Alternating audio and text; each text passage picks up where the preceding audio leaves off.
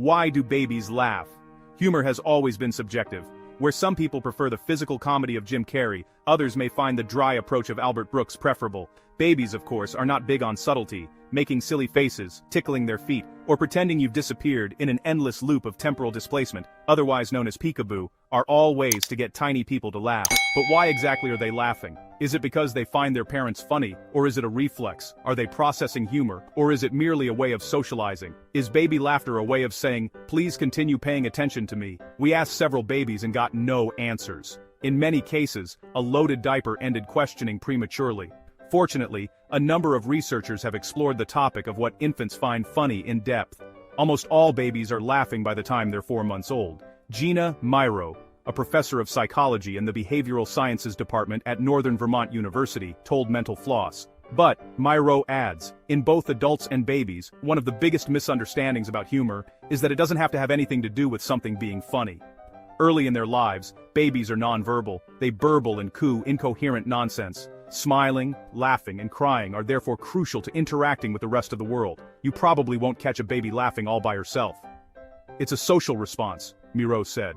The requisite ingredient is another person. Babies typically start smiling at 6 to 12 weeks old. At 3 to 4 months, babies will laugh at actions involving physical stimulation, like tickling, raspberries, or being bounced on their caregiver's knee. In a 2014 study conducted by developmental psychologist Kaspar Addyman at the Goldsmiths Infant Lab at the University of London, parents reported that tickling was the top way of getting their child to laugh. At 5 to 6 months, they've learned enough about the world around them to comprehend the basic tenet of humor, a distortion of reality.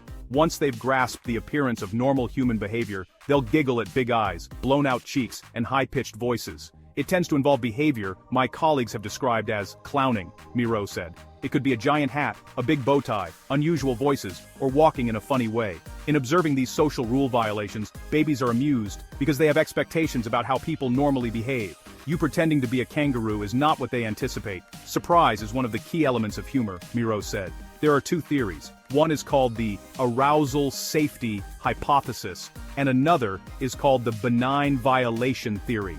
They're the same thing. The idea is that humor that involves a surprise is perceived as non-threatening. If you hand your child a stuffed animal, they will expect the stuffed animal. If you suddenly toss it on the floor, this new development will probably cause them to laugh.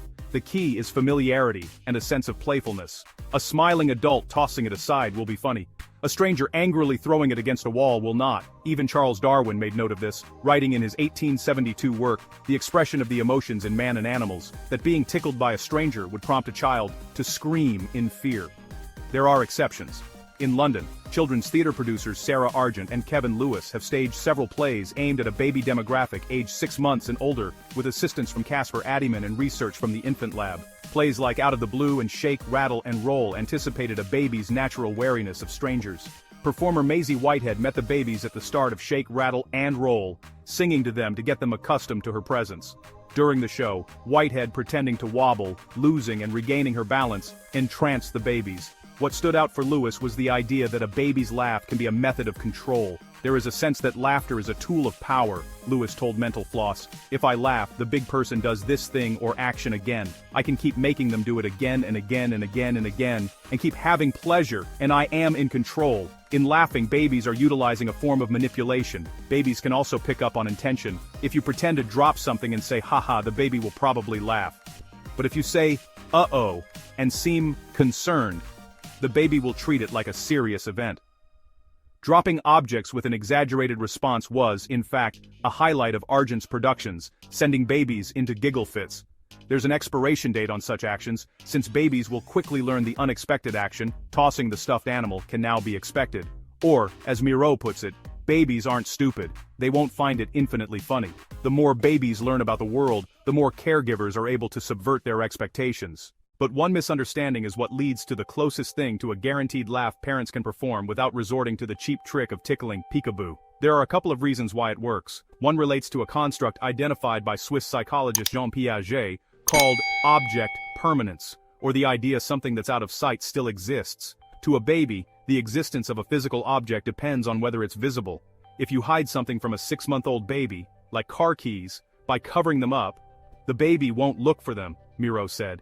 The idea the keys have been obscured is not a concept they can grasp. The same holds true for faces. If a parent covers their face with their hands, its sudden reappearance is a delightful surprise. Adds Miro. When you pop up again, it's like, holy smokes, where did you come from? Peekaboo is also a baby pleaser because it involves that distortion of reality. Big eyes and silly faces. By 8 or 9 months, however, babies have caught on to object permanence. Now, when a parent leaves the room, the baby might get upset. They know the adult is in another room, as opposed to just having briefly blipped out of existence. That doesn't mean peekaboo will no longer be effective. They can be amused by the fulfillment of the expectation that their parent resurfaces, or by hiding themselves. Alternately, a baby may laugh, but as they get older, it may become less sincere. Babies can fake laugh at 6 months, Miro said. They can laugh to get attention. They start to babble and get vocal control and use voluntary laughter. Like when someone says ha ha ha ha ha ha ha ha, and it doesn't sound super genuine, it's just a nice social gesture. It is disturbing to think that an adult considered a comic genius by a baby at 4 months may be a Vegas hack by 6 months, deserving only sympathy chuckles. By laughing, Miro said, the infant is saying, look, this is not that funny anymore, but I don't want to stop playing. So, come up with something else. As babies age into toddlerhood, other kinds of humor begin to make sense. At 7 to 9 months, they find humor in contradictions. Put a hat on a dog and watch them crack up. At 12 months, they may see a cup and call it a spoon, or laugh at an adult who does the same thing. But the real landmark in a baby's sense of humor may come when they make an attempt to make others laugh. At 5 months, enough motor control has been established so that babies can begin to hold up their own smelly feet rather than wait for a parent to do it. At 8 months, they'll tease others. It shows they understand other people can be tricked, Miro said.